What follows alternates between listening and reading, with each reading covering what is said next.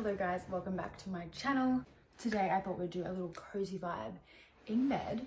It's actually a really nice day outside, which is, I should be out there enjoying the sun, but this won't take me too long and then I might go for a little stroll.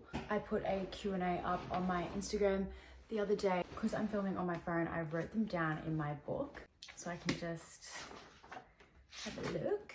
So basically, let's just jump straight into it. Wait. I did think it would be a great idea to try the 818. I'm not doing anything and not going out, you know, like I feel like it just needs to be tried. So yeah, let's crack her open. I actually was gonna try this when I was in America last year, but long story short, I got spiked, right? And I don't know why I'm laughing about that, it's not funny. I got spiked and what I got spiked with was tequila and whatever else. And so I couldn't drink tequila for like a good 2 months. And that was the time that I was in America. Ow. And I just, like everything with tequila, I was just like, oh, this is disgusting. But now, well, we're gonna try it. My nails are breaking off, so I can't like go at it. I need to get my nails done ASAP. That's a tomorrow job probably. She's finally off and a nail is gone. That's cool. I don't have a shot glass, so I'm just gonna be using this. Getting lit on a Saturday afternoon. It is, what's the time? Like 3 p.m. or some shit. I'm a little bit nervous. I did really want the more yellowy color, because the more yellowy, the smoother tequila is. She's open. I don't want to smell her because I don't want to. Every part of this feels wrong because I'm literally just drinking tequila in my bed with a red cup. It feels wrong. Okay, let's taste it. Literally just tastes like tequila. Anyone that says it's easier is a liar. Okay, let's get straight into the Q&A. First one, if you haven't been following me for that long, you might know much about this, but someone said tips on how to get over an eating disorder. Such a broad question. I wish I could just give step by step on how. Also, every eating disorder is completely different. It really depends. And I feel like there was a point where I was sharing a lot about it and posting my food every day and stuff. And although I want to do that and help you guys as much as I can, I don't want to trigger anyone or accidentally say something that might trigger someone that I didn't realize. So for me, it's kind of, I know I just don't want to say the wrong thing. And sometimes by sharing your own experiences like that, it can. So it's just a bit of like a touchy subject, but basically what I struggled with was bulimia, binge eating disorder, orthorexia. Yeah, that's pretty much everything that I struggled with. I probably struggled with it for only a few years, I think. You know,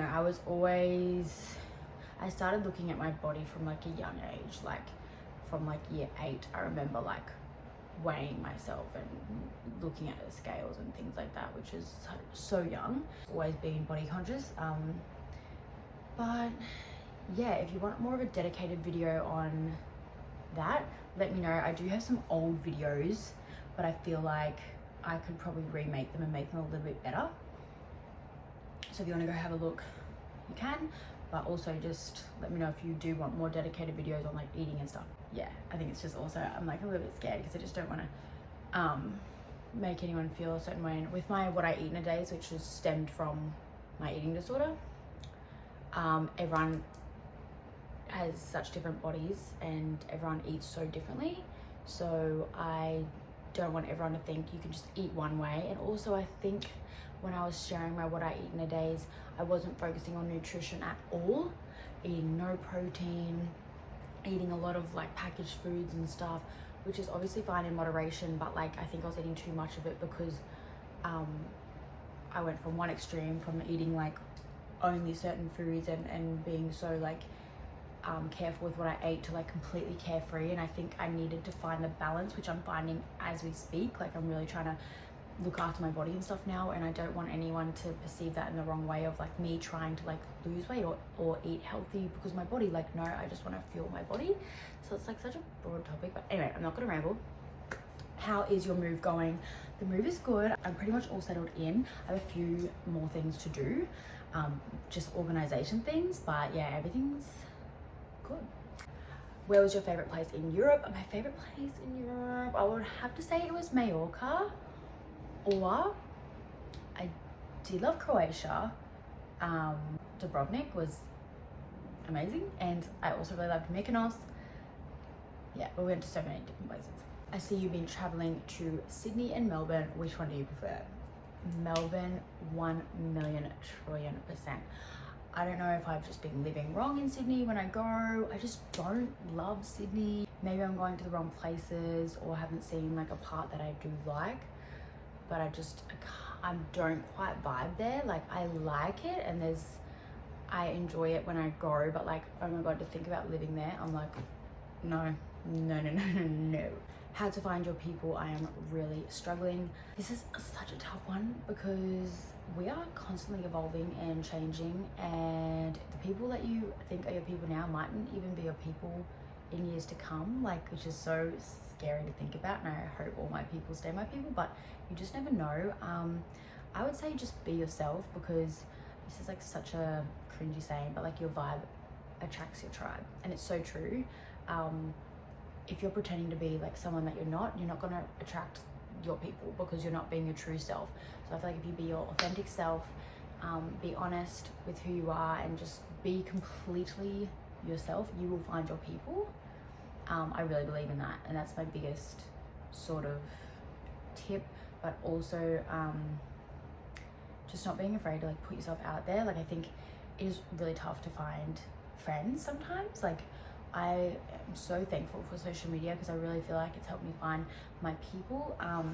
But I understand not everyone is in that position. So I would say just like don't say no to anything. Like if you have like a uni event or something, like just go. Like you never know who you're gonna meet. This is a random one, and I'm assuming it's from like a straight person, or someone that's really uneducated. Are you uncomfortable being friends with girls? Like, I don't know if you don't follow me or something, but like most of my friends are girls. I have a lot of friends that are girls. No, it would never make me uncomfortable. Like, I don't know why it would. How has social media impacted your mental health, positively or negatively?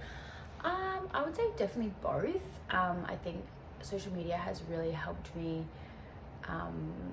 be more confident, and my social anxiety is pretty much not existent. It's amazing, considering like I used to be a very socially anxious person when I first moved to Melbourne.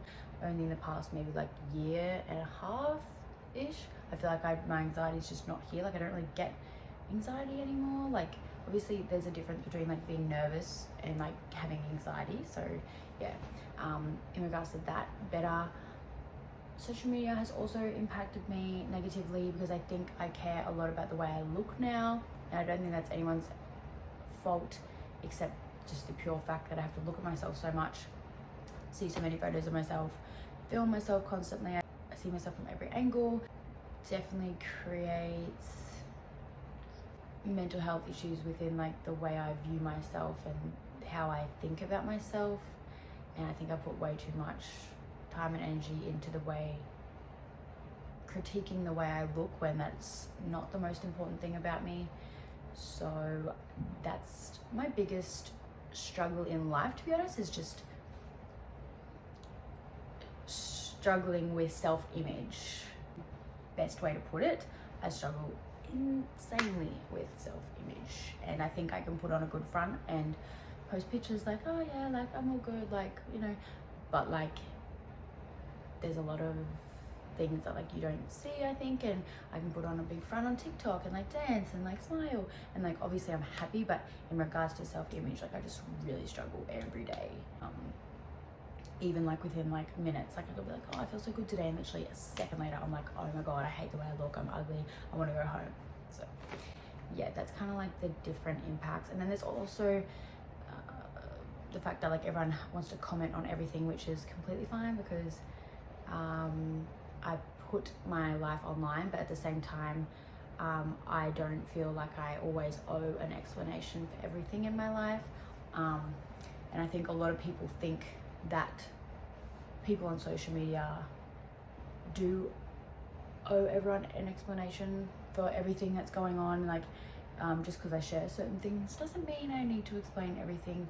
And I think a lot of people are just very nosy. Like, the reason they want to know is just because they're nosy, not because they care, not because it impacts them. So that kind of impacts me a little bit, but not too much. So yeah. Are you happy? Yes. Short answer, yes. Is Australia your forever home? Australia is my forever home. It is definitely where I'm gonna live forever. I'm not crossing off like living somewhere else for like 6 months or something like that. But right now, I don't know.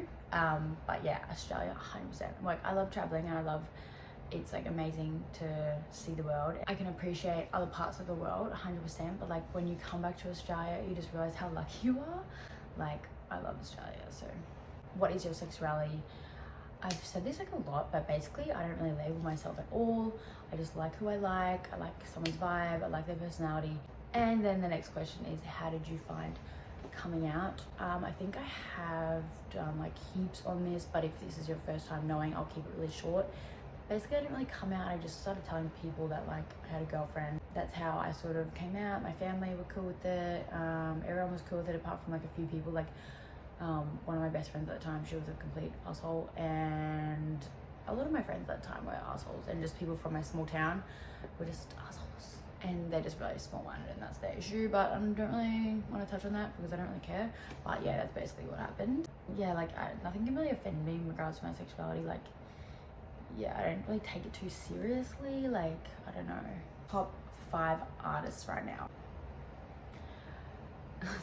This is hard. I've had so many fucking favorite. Okay, Giveon, 1000%. Going to his concert in this month or next month. The next month. He is just amazing. At the moment, I'm really loving Friday. I'm really loving Gigs. I'm also really loving Playboy Cardi. Oh, I'm gonna give you 6. Yeet. I'm obsessed with Yeet right now. D Block Europe. Yeah. Really in my music right now. Like, I'm just loving so much.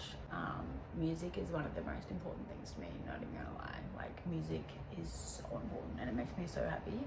Would you ever dye your hair? I think eventually I will. At the moment, it's just so easy to maintain. Like, this is my natural hair color. I don't have to do anything. All I have to do is get it cut, which is so good. But the last head, honestly, most of the time when I see hairdressers, they're like, no, don't touch your hair, don't dye it.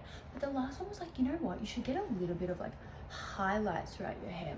She's like, I would want to do it in a way that like no one can even tell you've done it. It just looks like you've been in the sun a little bit longer. Like, I wouldn't even say no to that. Like, I feel like that'd be really cute for summer.